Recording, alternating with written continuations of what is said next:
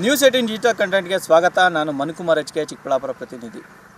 ಬೆಂಗಳೂರಿನ ಯೋಗ ಶಿಕ್ಷಕಿಯನ್ನು ಅಪಹರಿಸಿ ಕಾರಿನಲ್ಲೇ ಅರೆನಗ್ನ ಸ್ಥಿತಿಗೆ ಮಾಡಿ ಬೆಂಗಳೂರಿನ ಹೊರವಲಯದಲ್ಲಿರತಕ್ಕಂಥ ಚಿಕ್ಕಬಳ್ಳಾಪುರ ಜಿಲ್ಲೆಯ ಶಿಡ್ಲಘಟ್ಟ ತಾಲೂಕಿನ ದಿಬ್ಬೂರಳ್ಳಿ ಪೊಲೀಸ್ ಠಾಣಾ ವ್ಯಾಪ್ತಿಯ ಒಂದು ಅರಣ್ಯ ಪ್ರದೇಶಕ್ಕೆ ತಂದು ಆಕೆಯನ್ನು ಮಣ್ಣು ಮಾಡುವಂಥ ಕೆಲಸಕ್ಕೆ ಮುಂದಾಗಿದ್ದರು. ಆ ಆರೋಪಿಗಳು ಇವತ್ತು ಪೊಲೀಸರ ಅತಿಥಿಗಳಾಗಿರುವಂಥದ್ದು.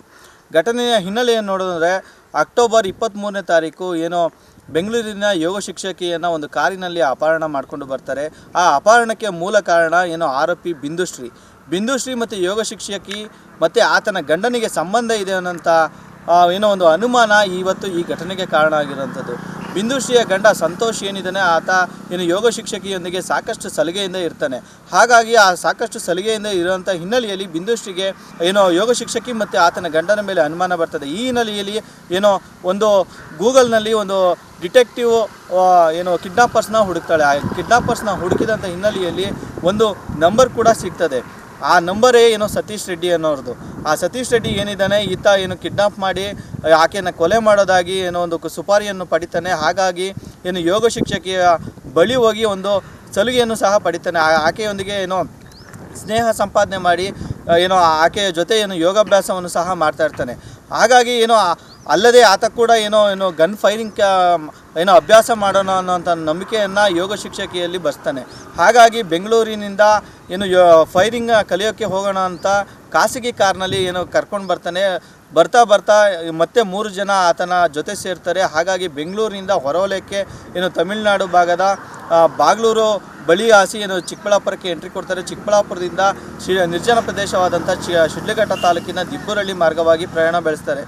ಕಾರಿನಲ್ಲಿಯೇ ಸಹ ಚಾರ್ಜರ್ ವೈರ್ ಇರ್ತದೆ. ಆ ಚಾರ್ಜರ್ ವೈರಿನ ಸಹಾಯದಿಂದ ಆಕೆಯ ಯೋಗ ಶಿಕ್ಷಕಿಯ ಉಸಿರುಗಟ್ಟ ಕೆಲಸಕ್ಕೂ ಸಹ ಮುಂದಾಗ್ತಾರೆ ಮತ್ತು ಸಾಕಷ್ಟು ಥಳಿತವನ್ನು ಸಹ ಮಾಡ್ತಾರೆ. ಯೋಗ ಶಿಕ್ಷಕಿಯ ಹಣೆಯ ಮೇಲೆ ಗನ್ನನ್ನು ಇಟ್ಟು ನೀನು ಕೂತ್ಕೊಂಡ್ರೆ ಅಥವಾ ಯಾರಿಗಾದ್ರೂ ಕಾಲ್ ಮಾಡಿದ್ರೆ ಇಲ್ಲೇ ಪ್ರಾಣವನ್ನು ತೆಗಿತೀವಿ ಅನ್ನೋಂಥ ಭಯವನ್ನು ಸಹ ಹುಟ್ಟಿಸ್ತಾರೆ. ಹಾಗಾಗಿ ಯೋಗ ಶಿಕ್ಷಕಿ ಸಾಕಷ್ಟು ಭಯದಿಂದ ಕಾರಿನಲ್ಲೇ ಉಳಿತಾಳೆ. ಕಾರಿನಲ್ಲಿ ಅತ್ಯಾಚಾರ ಪ್ರಯತ್ನವೂ ಕೂಡ ನಡೀತದೆ. ಹಾಗಾಗಿ ಯೋಗ ಶಿಕ್ಷಕಿಯನ್ನು ಕಾರಿನಲ್ಲೇ ಅರೆನಗ್ನ ಸ್ಥಿತಿಯಲ್ಲಿ ಮಾಡಿ ಅವರು ಸಾಕಷ್ಟು ಥಳಿತ ಮಾಡಿದಂಥ ಹಿನ್ನೆಲೆಯಲ್ಲಿ ಯೋಗ ಶಿಕ್ಷಕಿ ಮೊದಲೇ ಯೋಗ ಕಲ್ತಿರೋದ್ರಿಂದ ನಾನು ಸತ್ತೋಗಿದ್ದೀನಿ ಅಂತ ನಟನೆಯನ್ನು ಸಹ ಮಾಡ್ತಾಳೆ. ಕಿಡ್ನಾಪರ್ಸ್ಗಳು ಕೂಡ ಅದನ್ನು ನಂಬಿ ಈಕೆ ಸತ್ತೋಗಿದ್ದಾಳೆ ಅನ್ನೋಂಥ ನಿಟ್ಟಿನಲ್ಲಿ ಶಿಡ್ಲಘಟ್ಟ ತಾಲೂಕಿನ ದಿಬ್ಬೂರಳ್ಳಿ ಪೊಲೀಸ್ ಠಾಣಾ ವ್ಯಾಪ್ತಿಯ ಒಂದು ಫಾರೆಸ್ಟ್ಗೆ ರಾತ್ರಿ ಆಗಿರೋದ್ರಿಂದ ತಂದು ಆಕೆಯನ್ನು ಮುಚ್ಚುವಂಥ ಕೆಲಸಕ್ಕೆ ಮುಂದಾಗ್ತಾರೆ. ಮಣ್ಣು ಮತ್ತು ಕಟ್ಟಿಗೆಗಳ ಸಹಾಯದಿಂದ ಒಂದು ಸಣ್ಣ ಗುಂಡಿಯಲ್ಲಿ ಮುಚ್ಚಿ ಹೋಗ್ತಾರೆ. ಅವರು ಕಿಡ್ನಾಪರ್ಸ್ ಹೋದಂಥ ಸಮಯದಲ್ಲಿ ಆಕೆ ಕೂಡ ಒಂದು ಗಂಟೆ ಅಥವಾ 2 ಗಂಟೆ ಬಿಟ್ಟು ಗುಂಡಿಯಿಂದ ಎದ್ದು ಬಂದು 2ರಿಂದ 3 ಕಿಲೋಮೀಟರ್ ಕೂಡ ರಸ್ತೆಯಲ್ಲೇ ನಡೆದುಕೊಂಡು ಹೋಗ್ತಾಳೆ. ಅರೆನಗ್ನ ಸ್ಥಿತಿಯಲ್ಲಿದ್ದಂಥ ಮತ್ತು ಸಣ್ಣ ಪುಟ್ಟ ಗಾಯಗಳಾಗಿದ್ದವು ಮತ್ತು ಕೂದಲು ಸಹ ಬಿಟ್ಕೊಂಡಿದ್ದಂಥ ಹಿನ್ನೆಲೆಯಲ್ಲಿ ಆಕೆಗೆ ಯಾರು ಕೂಡ ಹೆಲ್ಪ್ ಮಾಡೋದಿಲ್ಲ. ಫಾರೆಸ್ಟ್ ಆಗಿರುವಂಥ ಹಿನ್ನೆಲೆಯಲ್ಲಿ ಯಾವುದೋ ಒಂದು ಶರ್ಟ್ ಬಿದ್ದಿತ್ತು, ಆ ಶರ್ಟನ್ನು ತೆಗೆದುಕೊಂಡು ಹಾಕ್ಕೊತಾಳೆ. ಮತ್ತು ಎಲೆಗಳ ಸಹಾಯದಿಂದ ಅಂಬುಗಳ ಸಹಾಯದಿಂದ ಆಕೆ ಮಾನವನ್ನು ಮುಚ್ಚಿಕೊಂಡು 2 ಕಿಲೋಮೀಟರ್ ಅಷ್ಟು ಪ್ರಯಾಣವನ್ನು ಬೆಳೆಸ್ತಾಳೆ. ರಸ್ತೆಯಲ್ಲಿ ಯಾರು ಕೂಡ ಆಕೆಗೆ ಸಹಾಯಕ್ಕೆ ಬರೋದಿಲ್ಲ. ಅಲ್ಲಿ ಪಕ್ಕದಲ್ಲೇ ಇರ್ತಕ್ಕಂಥ ಒಂದು ಕೋಳಿ ಕೂಗ್ತದೆ. ಆ ಕೋಳಿ ಕೂಗಿದಾಗ ಇಲ್ಲಿ ಮನೆ ಇದೆ ಅನ್ನೋಂಥ ನಿಟ್ಟಿನಲ್ಲಿ ಆಕೆ ಮನೆಯವರ ಸಹಾಯಕ್ಕೆ ಹೋಗ್ತಾಳೆ, ಸಹಾಯನ ಬೇಡ್ತಾಳೆ. ಆ ಮುಂಜಾನೆ 5:30 ಆಗಿರೋದ್ರಿಂದ ಮನೆಯ ಮಾಲೀಕ ಕೂಡ ಎದ್ದು ಬಂದು ಆಕೆಯನ್ನು ಕೇಳಿದಾಗ ನನ್ನ ಕಿಡ್ನಾಪ್ ಮಾಡಿ ಈ ರೀತಿ ಮಾಡಿದ್ದಾರೆ ಅನ್ನೋಂಥ ವಿಷಯವನ್ನು ಅವರಿಗೆ ತಿಳಿಸಿದಾಗ ಅವರು ಕೂಡ ಸಹಾಯಕ್ಕೆ ಬರ್ತಾರೆ.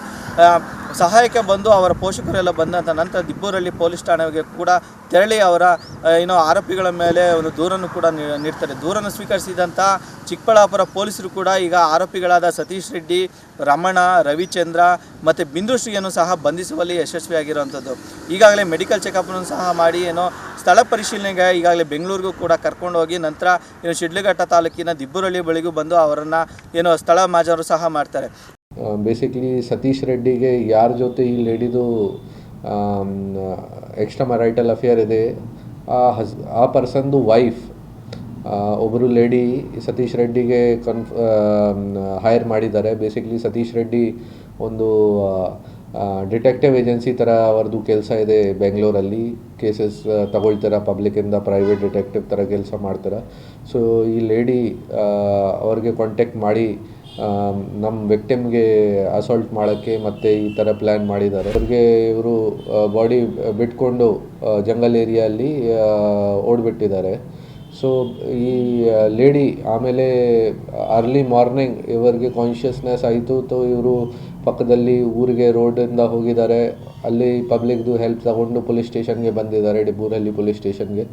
ಸೊ ನಮಗೆ ಆ್ಯಸ್ ಸೂನ್ ಆ್ಯಸ್ ಅವ್ರದ್ದು ಕಂಪ್ಲೇಂಟ್ ಈ ಥರ ನಮ್ಮ ಗಮನಕ್ಕೆ ಬಂತು, ನಾವು ಅವ್ರಿಗೆ ಹಾಸ್ಪಿಟಲ್ ಶಿಫ್ಟ್ ಮಾಡಿದ್ದೀವಿ. ಸರ್ ನನ್ನ ತಮ್ಮ ಮಲಕು ಇದ್ದ ಸರ್ ಆಚೆ ಬಂದು ಎಬ್ಸಿದ್ದಾಳೆ ಸರ್. ಅವಳಿಗೆ ಎಬ್ಸಿಬಿಟ್ಟು ಅಣ್ಣ ಅಂತ ಕೂಗಿದ್ದಾಳೆ. ಯಾರಮ್ಮ ಅಂದರೆ ನಾವು KR ಪುರಮಿಂದ ಬಂದಿದ್ದೀವಿ, ಬಟ್ಟೆ ಕೊಡ್ರಿ ಅಂತ ಕೇಳಿದೆ. ಅವ್ನು ಬಂದು ನಾನು ಒಳಗಡೆ ಎಬ್ಬಿಸಿದ ಸರ್.